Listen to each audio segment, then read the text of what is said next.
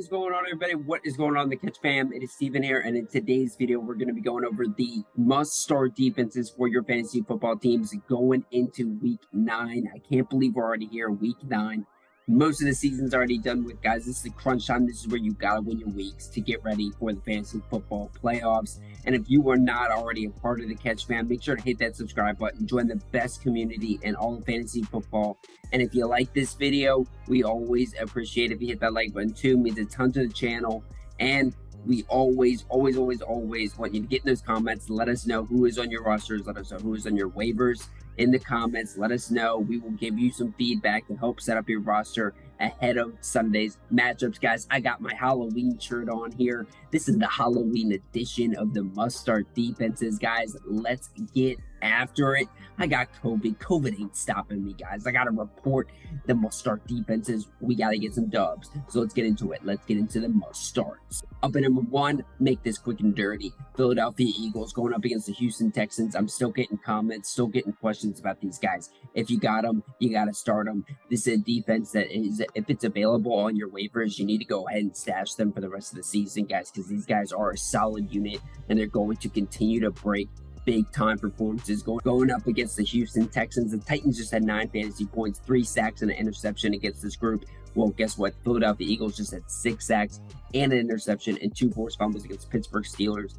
This Eagles defense is ferocious. Major reason why the Eagles are doing so well. I think the Eagles come out here, have a massive game. Got to start them. This is my must-start defense, the number 1 defense for me on the week. Up next, we're talking about the New England Patriots. I got a lot of feedback, got a lot of negative feedback about this group after their performance against Chicago. A little bit of a disappointment where they only had 7 points. But guess what, guys? When you look at the numbers since week 4, they're coming off of these performances: 12, 23, 14, 7, and 9 against the New York Jets, right? The New York Jets, they finally got to him. They had 2 sacks against Zach Wilson. Zach Wilson was moving around, too. He was actually evading some of these sacks that should have been converted, right?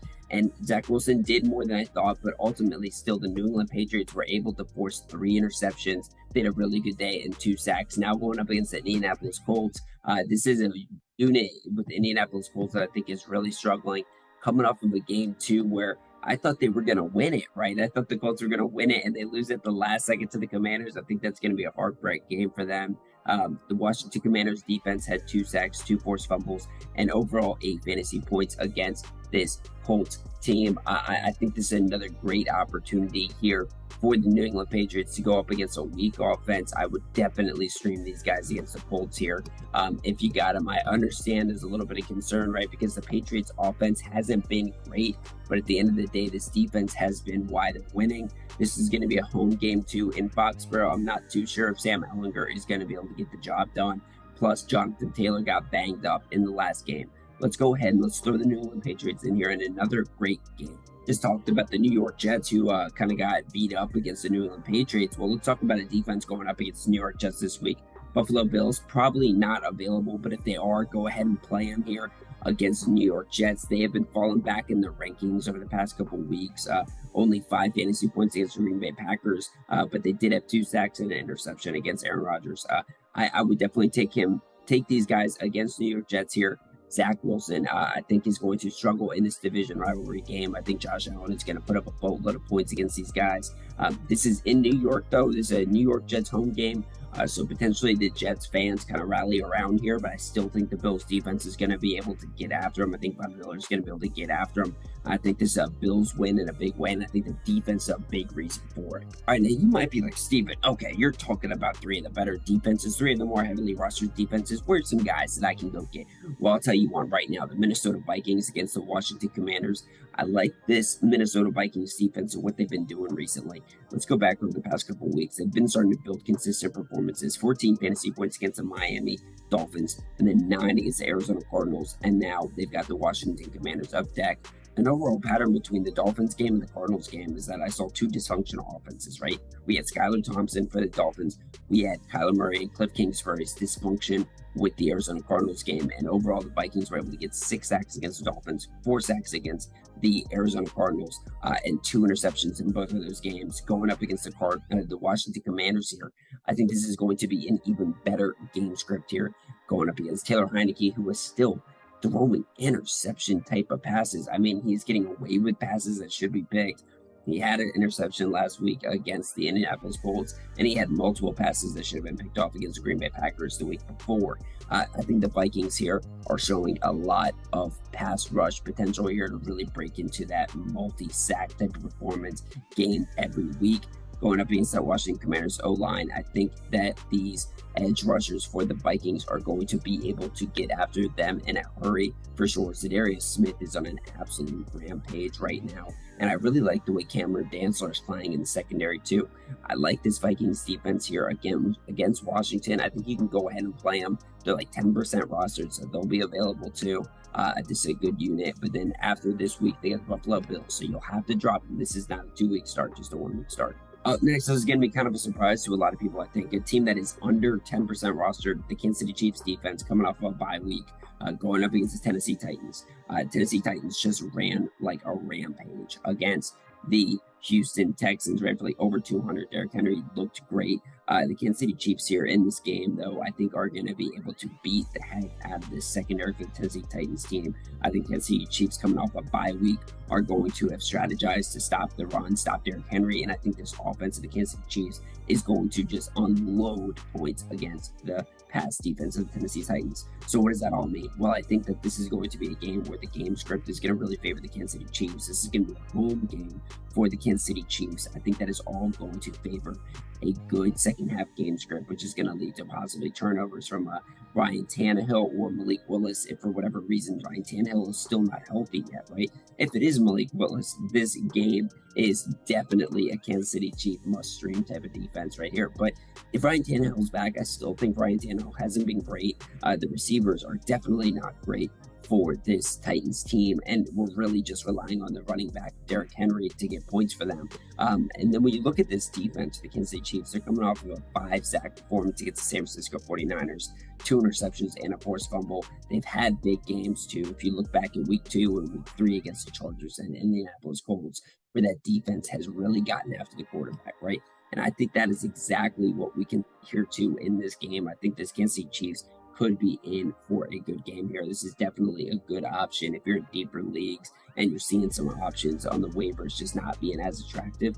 Go ahead and take the Kansas City Chiefs defense coming off the bye week in a pro-favored matchup, because I think the Chiefs are really going to roll here coming off the bye week. Up next, we're talking about a defense that's around 50% rostered, but potentially could be less or dropped after this week's performance against the San Francisco 49ers. We're talking about the Los Angeles Rams defense, right, guys?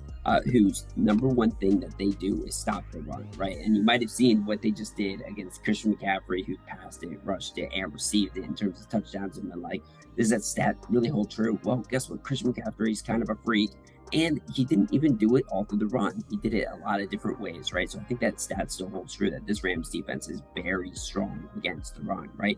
And why do I say all that? Well, they're going up against Tampa Bay Buccaneers. And if you watch Tampa Bay Buccaneers this season, they've been absolutely dreadful in the passing game. They haven't just got off, right? They cannot get it done. Their offense looks extremely sloppy. And I think that if you look at this last game with Tom Brady going up against the Baltimore Ravens, there were like 3+ passes that should have been intercepted by the Ravens. They just dropped them.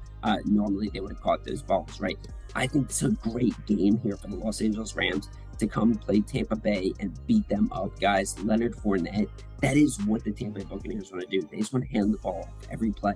Well, Leonard Fournette is not a very explosive back in comparison to Christian McCaffrey. He has definitely lost a bit of step from the past seasons, guys. He does not look as good. I think that the Rams defense is going to bottle him up, make things really hard, make it a game where Tom Brady's got to win the ball game, make him got to throw the football, and that is going to be a problem because there is guys like Jalen Ramsey. There are good guys in the secondary who just haven't really played that well yet. And this run D, again, is going to be able to bottleneck that running attack for the Tampa Bay Buccaneers. I think this is definitely a game here where the Rams defense can come away with double-digit points.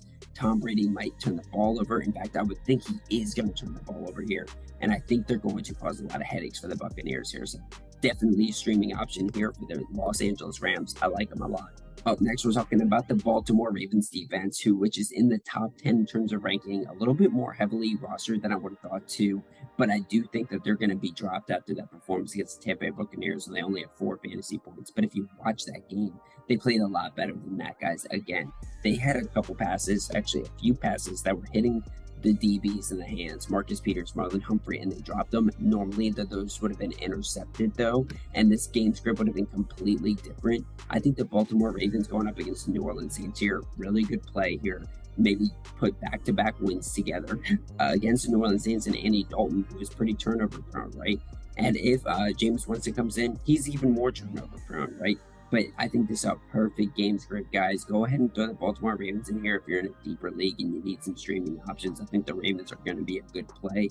And like I said, I do envision these guys getting dropped on waivers this week just because of the bad performance. But this is a defense that has consistently been rushing the quarterback with multi-sack performances and a defense that has consistently been getting turnovers, right, guys? And that is exactly what we want to throw in on a weekly basis. And that is why these guys are a top 10 defense, even after putting out a 4-point performance against the Tampa Bay Buccaneers, guys.